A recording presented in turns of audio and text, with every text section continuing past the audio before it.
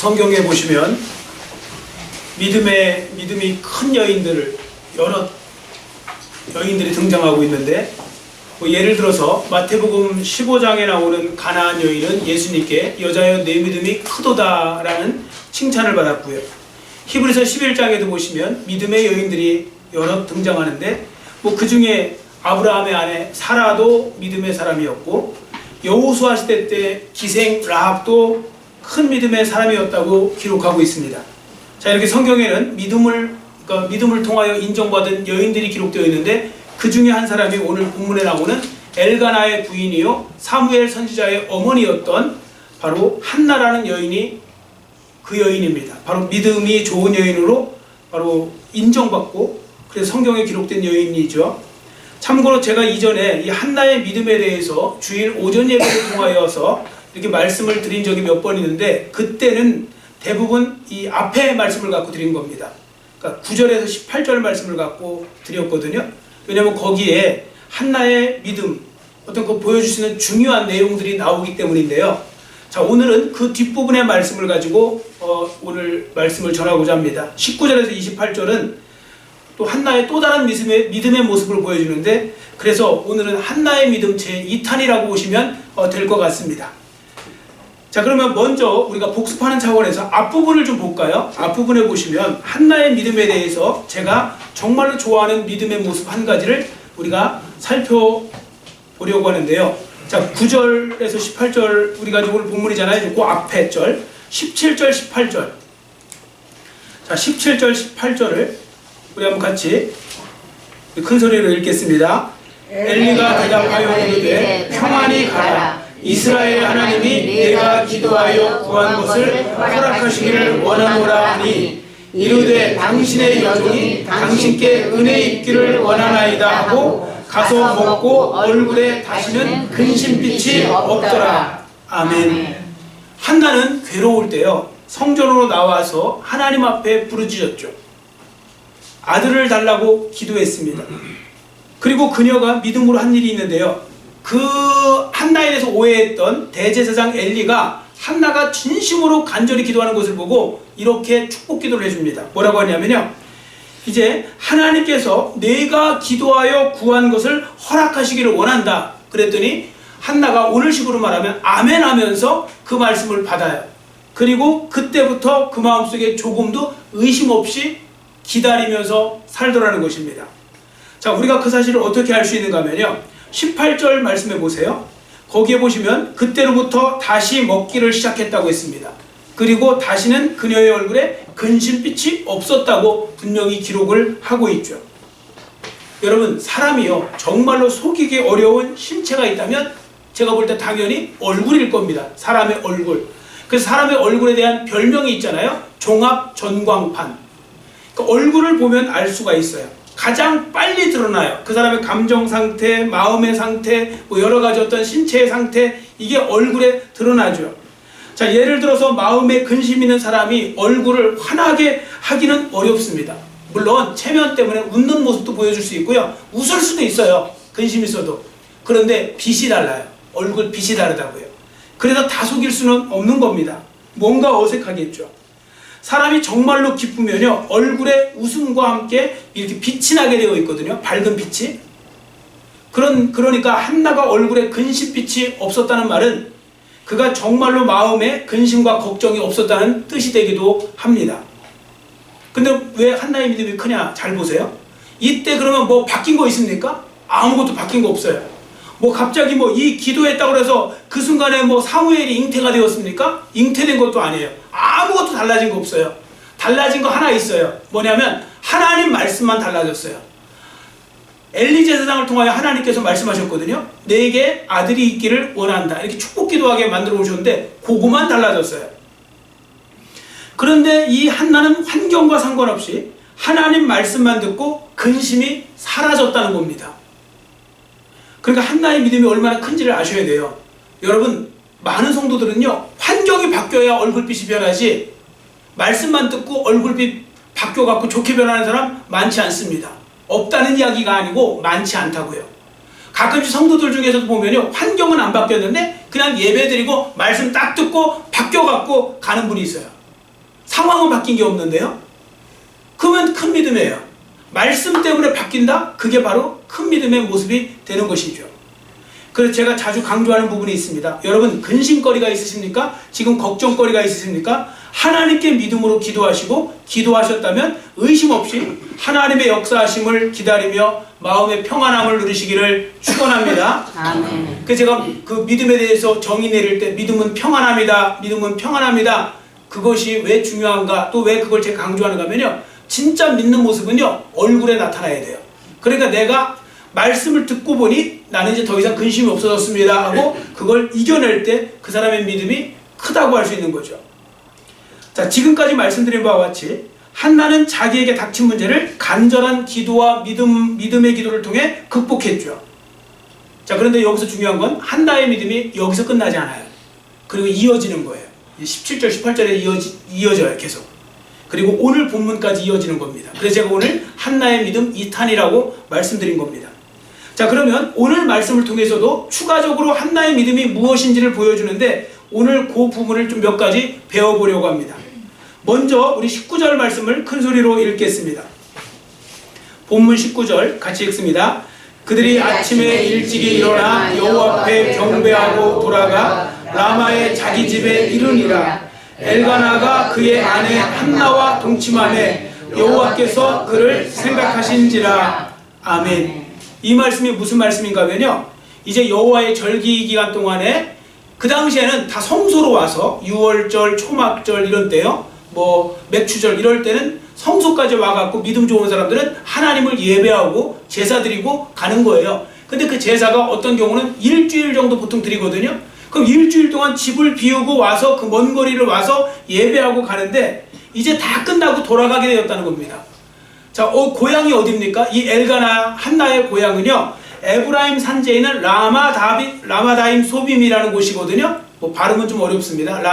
라마다임 소빔이라는 곳으로 이제 돌아가려고 하는데, 그때 여기에 보시면 엘가나와 한나의 믿음을 하나 볼 수 있는데 뭐냐면요, 처음과 끝이 동일한 믿음을 보여주고 있다는 겁니다. 처음과 끝이 동일한 믿음.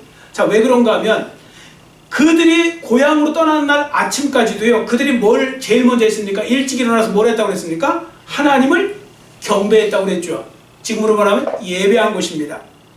이건 예배의 질적인 측면에서요, 처음 날과 끝날이 동일했다는 뜻이 되기도 합니다. 그러니까 그게 참 믿음의 모습인 거죠.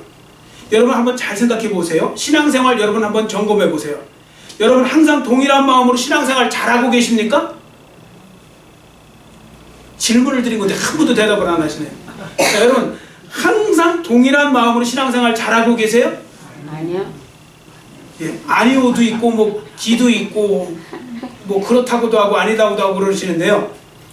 여러분 예배를 드릴 때, 봉사를 할 때, 기도를 하실 때 항상 최선을 다하고 계시는가? 한번 자문해 보세요. 처음과 끝이 같은가? 혹시 어떤 분은 이렇게 말씀합니다. 왕년 소리만 하시는 분이 있어요. 왕년에는 뭐 어떻게 했다 저렇게 했다 하는데 지금은 안 그러세요. 왕년 그렇게 하신 건 잘하신 거고요, 칭찬받을 일이고, 그러나 지금 못하면 그건 하나님 앞에 부끄러운 일이 되는 것입니다. 옛날이나 지금이나 처음이나 끝이나 변함없이 가는 사람, 그 사람이 하나님 앞에 칭찬받는 사람이 되는 거고 큰 믿음의 사람이 되는 줄 믿습니다. 아멘. 성도들 중에 보면요, 신앙생활 유형을 용두삼위과가 많아요. 용두삼위 아시죠? 머리는 용인데 꼬리가 그 뱀이에요, 뱀.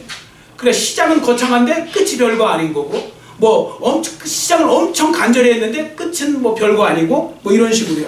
시작은 거창하였는데 끝은 그렇지 못하고, 이런 것들. 수업 시간에 앞부분은 집중하여서 수업 잘 듣다가 이제 끝날 때쯤 되면 점점 이렇게 마음이 흐트러지더니 그때는 이제 떠날 생각만 하고 있고 하나도 안 들어오고 귀에. 그러면 그게 용두삼위과예요. 자, 교회에서도 이런 모습들을 볼 수 있거든요. 자, 예배 시간 한번 예를 들어 볼까요? 어떤 분은 예배 시간에요, 축도만 하려고 하면 그때 짐 싸는 분들이 있어요. 여러분 예배 시간에 축도 시간 엄청 중요한 거 아셔야 됩니다. 근데 축도 시간 되면 뭐가 부스럭부스럭거려요. 뭔가 갈 준비하는 거예요. 그 보따리를 싸고 있어요. 그분은 잘못 예배를 드리고 있는 거예요. 여러분 99% 다 잘했다가도요, 마지막 1%에 다 망치는 거예요, 그 예배를. 그래서 예배는 처음부터 끝까지 그 항상 올바른 태도를 갖고 예배드리는 것이 중요한 거거든요. 자, 성도들이 또 작정 기도하는 거 보실까요? 첫날은 열심히 기도합니다. 그러다 시간이 지나면 그 열심이 없어져요. 간절함도 없어져요.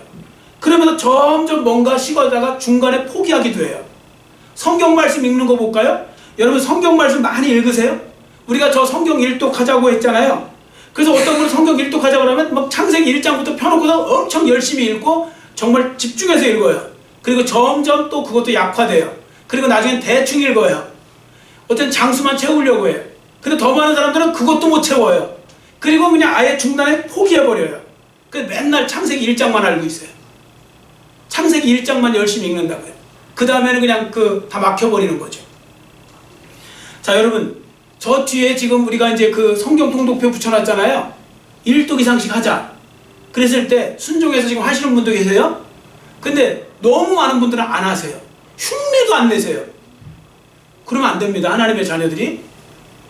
제 친구, 제 동기 목사가 며칠 전에 여기 한번 왔었거든요. 왔었는데 저보고 재밌게 표현하는데 확실히 또 위트 있게 표현해요. 목사님, 근데 여기는 태평양이에요? 뭔 말인가 했더니 저 중간에가 아무도 안 읽으셔갖고 거기가 심연이 깊은 태평양 바다. 저 육지가 없고 뭐 선도 하나 없다고. 어떻게 중간에 진짜 아무도 안 읽을 수 있을까? 여러분, 이제라도 기회가 있습니다. 아직 6월달이니까 기회가 있습니다. 올 한해 한 번씩 다 채우시기를 축원합니다. 읽으세요. 하나님 말씀 읽으시라면 읽으시라고요.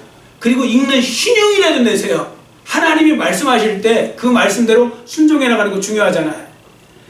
자, 여하튼 이 본문에 보시면요, 한나 부부는요 처음과 끝이 동일했어요. 아마도 당시에 여기 기록되지 않은 많은 사람들, 성전을 방문했던 많은 사람들 중은 아마 집으로 돌아갈 것 때문에 마음이 분주해서 예배에 소홀히 한 사람들도 분명히 있었을 겁니다. 다시 한번 말씀드립니다. 하나님 안에서 믿음으로 변함없이 끝까지 충성하시는 분들이 되시기를 축원합니다. 그래야 하나님이 기뻐하십니다. 자, 19절을 또 한번 보세요. 거기에 보시면 또 한 가지 깨닫게 되는 것이 있는데요. 엘가나와 한나는요 제일 먼저 하나님께 경배하는 시간을 가졌대요. 그러니까 항상 모든 일에 예배를 제일 우선으로 뒀다, 그 말씀입니다. 자, 왜 그런가 하면 이 사람들 그날 먼 길 떠나야 되는 거예요. 마지막 날은요 먼 길을 떠나야 돼요. 그러면 사람들은 되게 예배를 생략하기도 쉽고요. 그래, 좀 더 쉬었다 가자, 힘 보충해서 가자, 그렇게 했을 수도 있습니다. 그런데 한나와 이 엘가나는 어떻게 했느냐면 이런 거예요. 우리가 예배를 드리지 않고서는 내가 아무것도 하지 않겠다, 이러한 마음을 가지고 그날 처음 시간을 여전히 똑같이 예배를 드린 거예요. 사람들이 진짜 진짜 그 믿음의 모습을 보려면 그 사람이 마지막까지 어떻게 하는가를 보면 그 사람의 진가가 드러나요. 마지막에 대충 하지 않았어요. 그리고 끝까지 예배로 시작했다, 예배로 마친 것입니다. 그러니까 성도들이 모든 일을 시작할 때 예배를 시작해야 된다, 그 말씀이 그래서 중요한 거죠. 매튜 엘리가 있거든요. 유명한 성서학자예요. 성서 주석가인데 매튜 엘리가 이런 말을 했습니다. 한번 저를 따라해 주시기 바랍니다. 처음이 되시는 분에게 처음 시간을 드리라. 아멘. 처음이 되시는 분에게 처음 시간을 드리래요. 이 말씀이 여러분들 요한계시록 22장 13절에 보시면요, 요한계시록 22장 13절에 나는 알파와 오메가요, 처음과 나중이요, 뭐 시작과 마침이요, 이런 표현이 있거든요. 하나님에 대해서 표현한 거예요. 하나님이 알파와 오메가, 처음과 마지막이 되신대요. 자, 그렇기 때문에 하나님께서도, 예수님께서도 처음과 끝이 되시는 분이기 때문에 그분에게 우리가 처음 시간을 구별하여 드리는 일이 중요하다는 것이죠. 그러면 나머지 시간도요 하나님께서 책임져 주실 줄 믿습니다. 우리가 새벽 기도 시작하고 교회는 못 나오시더라도 하루 시작할 때 기도로 시작하고, 이게 왜 중요하냐면 그걸 하잖아요. 시작을 딱 떼시면 하나님께서 나머지 시간도 책임져 주신다, 그 말씀입니다. 시작을 그렇게 하면 책임져 주시는 거죠. 자, 그리고 매튜 엘리 목사님이 또 이런 표현도 썼습니다. 이것도 따라해 주세요. 성도들은 선한 일을 하는 데 있어서 실증을 내면 안 된다. 아멘. 성도들은 선한 일을 행하는 데 있어서요 실증을 내시면 안 된대요. 자, 여러분 제가 문제를 드릴 테니까 한번 그 믿는 만큼만 잘 대답해 보시기 바랍니다. 여러분, 예배가 선한 일에 해당합니까? 예배가 선한 일입니까? 지금 대답 안 하시는 분들은 악한 일이에요, 예배 드리는 거? 저 왜 대답을 안 하세요? 너무 많이 대답 안 하시잖아요. 여러분, 예배가 선한 일입니까? 당연히 선한 일이죠. 여러분, 기도하는 일이 선한 일입니까? 선한 일이죠. 여러분, 찬양하는 일이 선한 일입니까? 선한 일이죠. 여러분, 교회에서 봉사하는 거 선한 일입니까? 선한 일이죠. 다 선한 일이에요. 자, 선한 일을 뭐 하지 말라고요? 실증 내지 말라고요. 선한 일에 실증 내지 말래요. 이 매튜 헨리 목사님이 했던 그 유명한 말인데요. 선한 일에 실증을 내지 말라. 그 말씀입니다. 자, 그러니까 왜 선한 일에 실증 내면 안 되는지 아세요? 하나님은요, 선한 일에 복을 주세요. 하나님은 악한 일은 징계도 하시고 심판도 하시지만요, 선한 일에는 무조건 복을 주세요. 그래서 성도들은 악한 일에 힘쓸 시간을, 그 에너지를 오히려 빼앗아서 선한 일에 투자를 하셔야 돼요. 그게 바로 복받는 지름길이고요. 그게 하나님의 축복을 얻을 수 있는 그런 놀라운 어떤 지혜로운 행함이 되는 것입니다. 여러분, 선한 일에 실증 내지 않으시기를 축원합니다. 아멘.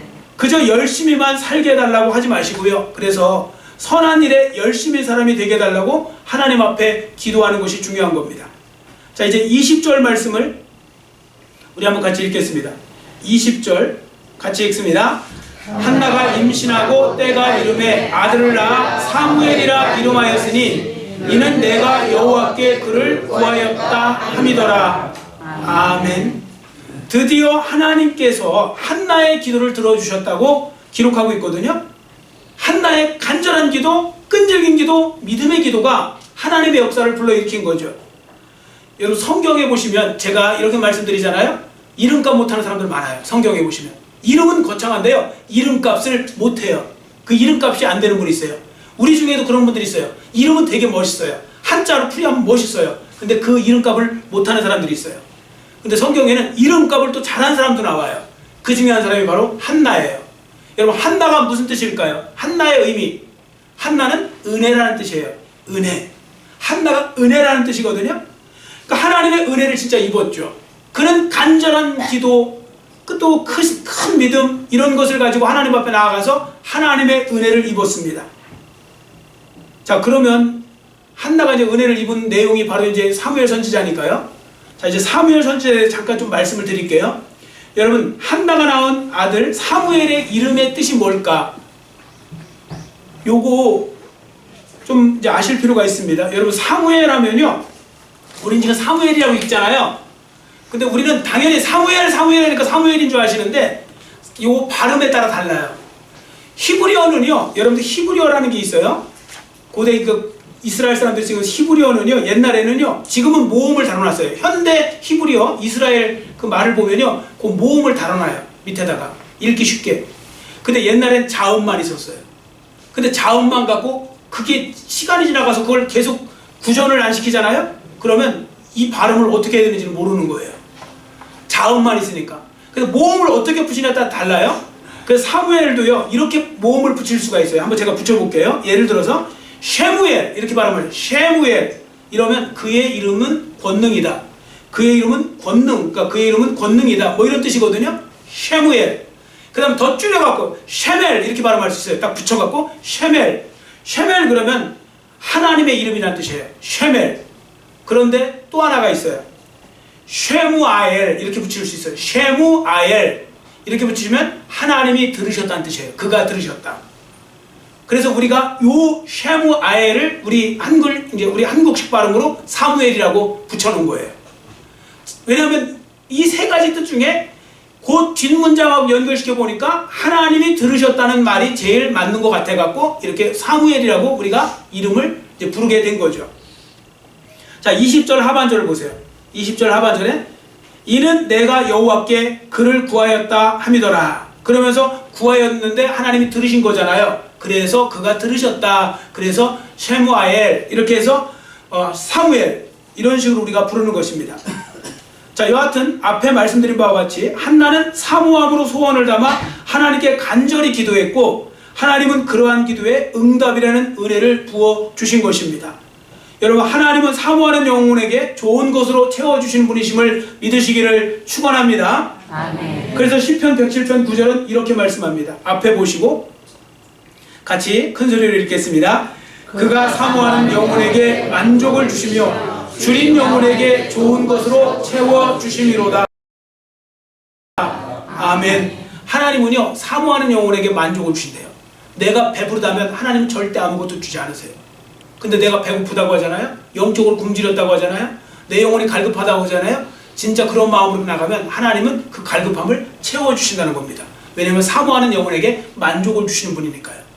그러고 보면 우리는 갈급함이 어느 순간에 많이 없어진 것 같아요.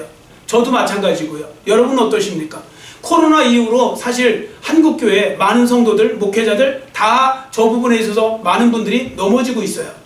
그러니까 어느 순간에 다 무기력에 빠져버린 거예요. 이게 사회적 현상뿐만이 아니라 교회에서도 나타난 거예요. 사람들이 어떻게 해야 될지도 모르겠고 그냥 막연하게 무기력하게 그냥 살아간 거예요. 왜냐면 갑자기 다 떨어져 살아봤거든요. 다 그냥 강제적으로 다 떨어뜨려 놓고 다 그냥 멀리하게 만들고 이렇게 만들어 버리니까 어떻게 해야 될지를 모르겠는 거예요.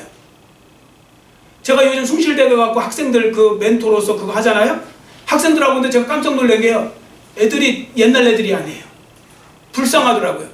얘네들이 고등학교 시절을 갖다가요. 고등학교, 중학교 때부터 고등학교 시절까지를 그냥 이게 어떻게 보면 관계를 못하고 하는 거예요. 서로 간에. 뭐 말할 줄도 모르고 대화할 줄도 모르고 뭔가 좀 이상해요. 이게 나타난 현상들이에요. 근데 우리도 무기력해지고 있는 것은 아닌지 어느 순간에. 그래서 오늘 이 말씀을 통해 다시 한번 저도 여러분도 우리가 다짐했으면 좋겠습니다. 하나님 앞에 다시 한번 우리가 힘을 내기를 원합니다. 아멘. 그러기 위해서 우리가 먼저 영혼이 건강해야 되고 영혼이 회복되는 것이 중요합니다. 그러려면 주님 앞에 구하셔야 됩니다. 그가 사모하는 영혼에게 만족을 주시며라고 말씀하고 있기 때문이죠. 자, 그 다음에 21절 22절을 보겠습니다. 21절 22절 말씀 같이 우리 큰 소리로 또 읽습니다.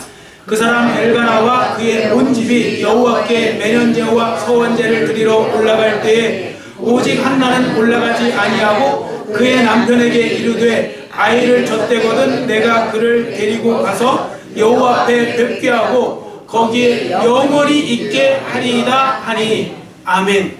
매년제는요, 매년 드리는 제사라는 뜻이에요. 매년제와 서원제 특별히 있을 때 성소에 가서 하나님을 찾아뵙고 이제 제사를 하는 거거든요. 그런데 매년제 때 엘가나가 올라갔는데 한나가 올라가지 않았다는 거예요. 그랬더니 많은 또 일부의 어떤 성도들은 오해하셔갖고 한나의 믿음이 퇴보해서 그런 거래요. 왜 성전에 안 올라갔겠냐고. 아닙니다. 한나의 믿음이 오히려 강했고 컸기 때문에 안 올라간 겁니다. 자, 왜 안 올라갔는지 그 이유를 봅니다. 11절, 본문 11절도 우리 같이 읽습니다. 11절, 서원하여 이르되, 같이 읽습니다. 서원하여 이르되 만군의 여호와여 만일 주의 여종의 고통을 돌보시고 나를 기억하사 주의 여종을 잊지 아니하시고 주의 여종에게 아들을 주시면 내가 그의 평생에 그를 여호와께 드리고 삭도를 그의 머리에 대지 아니하겠나이다. 아멘. 서원기도 했잖아요. 이 서원기도의 내용이 사무엘을 드리겠다는 거예요. 하나님 앞에 바치겠다. 그럼 옛날에 어떻게 바쳤어요? 하나님께 바치는 거예요. 그러려면 성소에 갔다가 바치는 거예요. 우리 요즘에 이제 그 수요일 날 우리가 민수기를 보면서 레위인들 이야기를 하면서 이 부분을 좀 배웠는데요. 여하튼 중요한 건 하나님 앞에 바칠 때 성소에 가서 바치는 거예요. 그러면 내가 성소에서 바친다고 했잖아요. 그러면 한나가 성소에 올라가는 그 시간이 바로 뭐냐면 사무엘을 바치는 시간인 거예요. 약속을 그렇게 했기 때문에요. 그래서 한나는 자기가 성소에 올라가면 그날이 자기 아들을 바치는 날이기 때문에 최소한 젖을 떼는 시간까지는 기다리고 싶었던 거예요. 왜냐면 아기가 어떻게 살 방법이 없잖아요. 그래서 젖뗄 때까지만 올라가지 않았던 겁니다. 본문 23절 끝부분을 보세요. 23절 끝부분에 보시면 그 여자가 그의 아들을 양육하며 그가 젖대기까지 기다렸다 그랬죠. 양육했다고 했습니다. 신앙교육도 당연히 포함되는 말씀인 거죠. 그러니까 성도들은 다음 해에 성전에 올라가지 않은 이 한나를 보고 믿음이 퇴보됐다 이런 식으로 생각하면 안 되고요. 오히려 믿음이 커서 그 믿음대로 행하려고 이렇게 한 것입니다. 자, 우리는 그 다음 구절에서도 우리가 한나의 믿음을 볼 수 있거든요. 24절 25절도 우리 같이 읽겠습니다. 24절 25절 같이 읽습니다. 젖을 뗀 후에 그를 데리고 올라갈새 수소 3마리와 밀가루 1에바와 포도주 1가죽부대를 가지고 실로 여호와의 집에 나아갔는데 아이가 어리더라. 그들이 수소를 잡고 아이를 데리고 엘리에게 가서. 아멘. 그러니까 한나는 아이를 돌볼 수 있는 최소한 시간이 딱 지나자마자 바로 올라가서 하나님 앞에 그 사무엘을 드린 것입니다. 자, 본문에 그러면서 어떻게 했는지 아세요? 수소 3마리를 드렸다고 했어요. 수소 3마리. 한 마리는 번제, 한 마리는 속죄제, 한 마리는 화목제로 드린 거예요. 근데 여러분, 이거 믿음 없으면 수소 3마리 못 드려요. 지금도 우리나라 옛날에 그랬죠. 소 한 마리가 그냥 가정의 전체예요. 가정 살림에 대단한 부분을 차지하잖아요. 뭐 엘가나가 얼마나 부잣집인지는 몰라도 뭐 부자라고 드리는 것도 아니잖아요. 수소 3마리를 드렸어요. 그 정도의 어떻게 보면 하나님 앞에 믿음의 모습을 보여줬던 거고요. 그리고 약속 시간 되니까 바로 올라가서 사무엘을 드린 사람이 한나인 겁니다. 자, 이렇게 한나의 믿음은 컸죠. 자, 그럼 여기 생각해 보세요. 여기서 중요한 거예요. 한나는 어떻게 이렇게 사무엘을 기쁨으로 하나님 앞에 바칠 수 있었을까? 뭐 수소 3마리가 문제가 아니고 어떻게 아들 사무엘을 이렇게 기쁨으로 어린 아이를 드릴 수 있었을까? 자, 27절, 28절을 우리 한번 같이 읽겠습니다. 27절, 28절 같이 읽습니다. 이 아이를 위하여 내가 기도하였더니 내가 구하여 기도한 바를 여호와께서 내게 허락하신지라. 그러므로 나도 그를 여호와께 드리되 그의 평생을 여호와께 드리나이다 하고 그가 거기서 여호와께 경배하니라. 아멘. 우린 여기서 그 한나의 믿음 큰 거 2가지를 발견할 수 있어요. 첫 번째는 뭐냐면 사무엘은 내 것이 아니라 하나님의 것이라고 고백하고 있다는 거예요. 내 것이 아니에요. 내가 배 아파 났어도 내 것이 아니라 하나님의 것, 하나님의 선물이라고 고백하고 있죠. 이게 진짜 믿어지는 사람에게는요, 진짜 내 것이라는 게 없습니다. 다 하나님의 것이라고 말할 수밖에 없는 거죠. 여러분 혹시 다윗 왕이 했던 고백 기억나세요? 자, 기억 안 나실 거니까 자, 우리 앞에 보시고 같이 읽겠습니다. 역대상 29장 14절 같이 읽습니다. 나와 내 백성이 무엇이기에 이처럼 즐거운 마음으로 드릴 힘이 있었나이까? 모든 것이 주께로 말미암아 싸우니 우리가 주의 손에서 받은 것으로 주께 드렸을 뿐이니라. 아멘. 다윗이 왕이 됐는데 그 많은 걸 얻었잖아요. 근데 내 힘으로 얻은 것도 아니고 내 것도 아니라는 거예요. 다 하나님이 나한테 주신 거라는 거예요. 그래서 내가 그 중에 하나님 앞에 주신 것 중에 돌려드렸다. 그렇게 고백하고 있는 거예요. 여러분 이런 사람은 교만해질 수가 없어요. 여러분 교회에서도요. 뭐 예를 들어서 뭐 봉사 많이 하고 뭐 물질 헌금 많이 하고 이런다고 다 교만한 줄 아세요? 아니에요. 겸손한 사람은 계속 겸손해요. 왜 그러냐면 하나님이 주신 힘을 갖고 하나님이 주신 물질을 갖고 드렸기 때문에 내가 많이 드린 건 그만큼 나한테 더 많이 주셨기 때문이라고 고백하기 때문에 교만하지 않는 거예요. 근데 내 거라고 생각하는 사람들은 내가 많이 드렸기 때문에 나를 인정해 주지 않으면 못 견디는 거죠. 그래서 이제 그런 분들이 되면 정말 안타까운 거죠. 그런데 안 그런 분들도 많다는 것입니다. 여하튼 중요한 건 여러분과 저에게 주어진 모든 것이 하나님께로서 왔다. 이게 진짜 믿어지시는 분만 한번 아멘 해보세요. 아멘. 생각보다 많으시네요. 이것도 대답 안 하실 줄 알았더니 예. 생각보다 많으시네요. 이거 다 하나님의 은혜다. 다 하나님 주신 거다. 하나님 주신 거니까요. 가져가셔도. 그러니까 욥이 그런 기가 막힌 고백을 하잖아요. 주신 자도 여호와시요 취하신 자도 여호와시니 여호와께서 찬양을 받으실지로다. 왜 그랬는지 아세요? 이만큼 주셨기 때문에. 하나님 건데 나한테 빌려주신 거고 나한테 주셨어요. 이제 하나님이 필요하셔서 가져가시겠다고 하니까 그러면 그거 거기까지 주신 거에 감사해야지 왜 가져가시는데요? 이렇게 하면 안 된다는 것입니다. 여러분들 왜 탈무드에도 뭐 그런 이야기 나오잖아요. 어떤 그 아들이 그 자녀가 죽었어요. 근데 남편이 밖에 있었어요. 들어왔어요. 근데 아내가 그러는 거예요. 남편이 너무 충격받을 것 같으니까 그 아내가 믿음이 좋아서 이렇게 말합니다. 여보, 하나님이 우리에게 보석을 주셨는데 그 보석을 주셨다가 다시 가져간다고 그러시면 어떻게 할까? 그랬더니 뭐 그럼 당연히 드려야지. 진짜지? 그랬더니 그럼 당연히 드려야지. 근데 아무래도 그 부인의 표정을 보니까 이게 이상하잖아요. 그러니까 벌써 남편이 아는 거예요. 그 나중에 이제 그 2층으로 올라가서 이제 보니까 이제 그 죽어 있는 거예요. 하나님이 우리에게 선물로 주셨다가 다시 가져가신다고 하면 우리는 기쁨으로 하나님 앞에 돌려드릴 수 있는가? 이게 내 거라고 생각하면 힘든 거고요. 하나님의 것이라고 하면 감사한 거고. 그러니까 그게 중요한 거예요. 그러니까 어떤 면에서 제가 2년 전에 제가 죽을 뻔했잖아요. 2년 전에 죽을 때 진짜 숨 넘어갈까지 거기 숨 마지막 산소까지 썼으니까 그때 정말 죽는 순간에도 제가 하나님 앞에 감사했다는 거 여러분 그게 믿어지세요? 안 믿어지시죠? 그게 그래도 목사예요 제가. 그게 믿어지더라고요. 여기까지 살게 해주신 게 감사한 거예요. 제가 쉬운 초반에 살았지만 그래도 여기까지 살게 해준 거 감사한 거고 또 갈 때가 있으니까 감사한 거고 그런 부분들 속에서 우리가 믿음으로 이렇게 한나처럼 고백하는 거요. 그러니까 한나는 기쁨으로 드린 거예요. 근데 이 믿음을 갖다가 어떻게 우리가 감히 폄하할 수 있느냐고요. 한나의 믿음은 상상을 초월하는 그 놀라운 믿음이었던 거죠. 그리고 또 한 가지 한나의 믿음 하나 볼까요? 그게 바로 뭐냐면 두 번째인데 하나님께 한 약속은 반드시 지킨다는 거예요. 약속한 건요 속으로 약속했던 구두로 약속했던 뭐 어떻게 했든 지키는 거예요. 상황 바뀌었다고 안 지키는 게 아니고 지키는 거예요. 여러분 우리 흔히 하는 말 중에 이런 말 있죠. 화장실 들어갈 때 다르고 나올 때 다르다고. 급할 때는 뭐 별의별 말 다 해요. 그런데 좀 이제 여유가 있어지면 생각이 바뀌어요. 그래서 심지어 어떤 분이 이렇게 말해요. 하나님 제가 그때 객기로 말씀드린 거 아시죠? 제가 그때 객기로 말씀드린 거잖아요. 그때 이렇게 변명해요. 바뀌어요 사람 마음은. 그래서 사람 마음 그래서 성경에 여러분들 서원하라고 합니까? 웬만하면 서원하지 말라는 거예요. 사람 마음이 바뀌는 걸 하나님 너무 잘 아시니까 웬만하면 서원하지 말래요. 그리고 맹세하지도 말래요.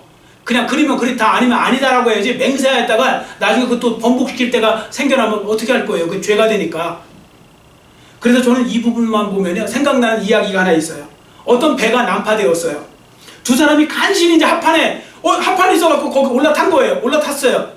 근데 올라타고 나니까 잠시 생명은 보존되는데 살 방법이 있나요? 다 바다인데?